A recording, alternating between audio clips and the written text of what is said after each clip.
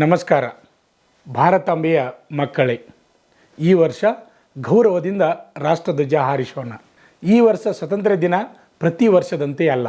ನಮಗೆ ಸ್ವತಂತ್ರ ಸಿಕ್ಕು 75 ವರ್ಷಗಳು ಪೂರ್ಣಗೊಂಡು ಅಮೃತ ಮಹೋತ್ಸವವನ್ನು ಆಚರಿಸುತ್ತಿದ್ದೇವೆ. ಆಗಸ್ಟ್ 13ರಿಂದ 15ರವರೆಗೆ ದೇಶದ ಮನೆ ಮನೆಗಳಲ್ಲಿ ತ್ರಿವರ್ಣ ಧ್ವಜ ಹಾರಿಸಲು ಪ್ರಧಾನಿ ನರೇಂದ್ರ ಮೋದಿ ಈಗಾಗಲೇ ಕರೆ ಕೊಟ್ಟಿದ್ದಾರೆ. ಹೀಗಾಗಿ ನಾವು ವಹಿಸಬೇಕಾದ ಎಚ್ಚರಿಕೆ ಇಲ್ಲಿದೆ. ಧ್ವಜದಲ್ಲಿ ಯಾವಾಗಲೂ ಕೇಸರಿ ಬಣ್ಣ ಮೇಲೆ ಬಂದು ಹಸಿರು ಬಣ್ಣ ಕೆಳಗೆ ಬರಬೇಕು. ಹರಿದಿರುವ ಧ್ವಜಗಳನ್ನು ಹಾರಿಸುವಂತಿಲ್ಲ.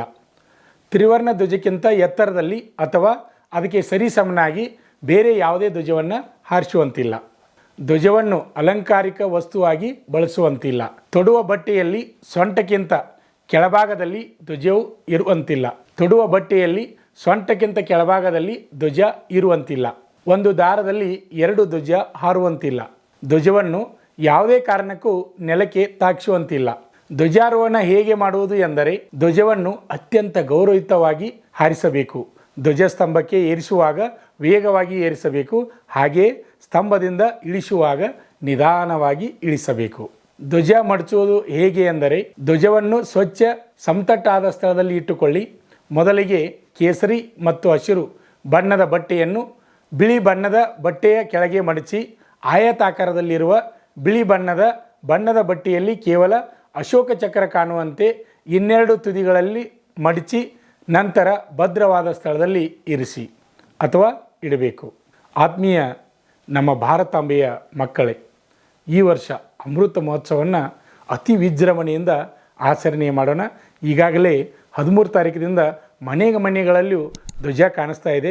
ನಿಜವಾಗಲೂ ನಮ್ಮ ಭಾರತದಲ್ಲಿ ಧ್ವಜವನ್ನು ಪ್ರತಿಯೊಂದು ಊರಿಗೆ ಹೋದರೆ ಬಹಳ ಸಂತೋಷ ಆಗ್ತಾ ಇದೆ.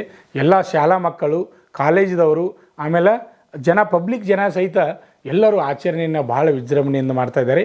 ಅದೇ ರೀತಿಯಾಗಿ ನಾಳೆ ದಿವಸ ನಾವು ಆಗಸ್ಟ್ 15 ಸಹಿತ ಬಹಳ ವಿಜೃಂಭಣೆಯಿಂದ ಮಾಡೋಣ. ಓಕೆ, ಜೈ ಹಿಂದ್. ಪಾಲಕರ ಆಶೀರ್ವಾದ, ಯುವಕರೇ ಪ್ರೋತ್ಸಾಹದಿಂದ ಸರ್ಕಾರದಿಂದ ಮಾನ್ಯತೆ ಪಡೆದು ಕರ್ನಾಟಕದಲ್ಲಿ ಯಶಸ್ವಿಯಾಗಿ 18ನೇ ವರ್ಷದಲ್ಲಿ ಮುನ್ನಡೆಯುತ್ತಿರುವ ಸಂಸ್ಥೆಯಿಂದ ಇಂಡಿಯನ್ ಆರ್ಮಿಯಲ್ಲಿ Agniveer tradesman, Agniveer general duty, Agniveer clerk, Agniveer store keeper ಮತ್ತು ಟೆಕ್ನಿಕಲ್ ಹುದ್ದೆಗಳಿಗೆ 8ನೇ ತರಗತಿ, 10ನೇ ತರಗತಿ ಮತ್ತು ಪಿಯುಸಿ ಪಾಸಾದ ಅಭ್ಯರ್ಥಿಗಳಿಗೆ ಹಾಸನ, ಹಾವೇರಿ, ಬೀದರ್ನಲ್ಲಿ ನಡೆಯುವ ಅಗ್ನಿವೀರ ಇಂಡಿಯನ್ ಆರ್ಮಿ ರ್ಯಾಲಿಯಲ್ಲಿ ಸೇರಬಯಸುವ ಅಗ್ನಿವೀರರಿಗೆ ಪೂರ್ವಭಾವಿಯಾಗಿ ದೈಹಿಕ ಹಾಗೂ ಲಿಖಿತ ಪರೀಕ್ಷೆಯ ಪೂರ್ವಭಾವಿ ತರಬೇತಿ ಕೊಡಲಾಗುವುದು. ವಿಮೆನ್ ಮಿಲಿಟರಿ ಪೊಲೀಸ್, ಸ್ಟೇಟ್ ಹಾಗೂ ಸೆಂಟ್ರಲ್ ಪೊಲೀಸ್ ಕಾನ್ಸ್ಟೇಬಲ್ ಮತ್ತು ಎಸ್ಎಸ್ಸಿ, ಜಿಡಿ ಹಾಗೂ ಮುಂದೆ ನಡೆಯುವ ಅಗ್ನಿವೀರ ಆರ್ಮಿ ರ್ಯಾಲಿಗೆ ಪುರುಷರ ಹಾಗೂ ಮಹಿಳಾ ಅಭ್ಯರ್ಥಿಗಳಿಗೆ ದೈಹಿಕ ಹಾಗೂ ಲಿಖಿತ ಪರೀಕ್ಷೆಯ ತರಬೇತಿ ಕೊಡಲಾಗುವುದು. ಹಾಸ್ಟೆಲ್ ಸೌಲಭ್ಯ ಕೂಡ ಇರುತ್ತೆ. ಸಂಪರ್ಕಿಸಿ ಶ್ರೀ ಮಂಜುನಾಥ ಸೈನಿಕ ತರಬೇತಿ ಕೇಂದ್ರ, ಮೂಡಲಗಿ, ತಾಲೂಕು ಮೂಡಲಗಿ, ಜಿಲ್ಲೆ ಬೆಳಗಾವಿ, ರಾಜ್ಯ ಕರ್ನಾಟಕ.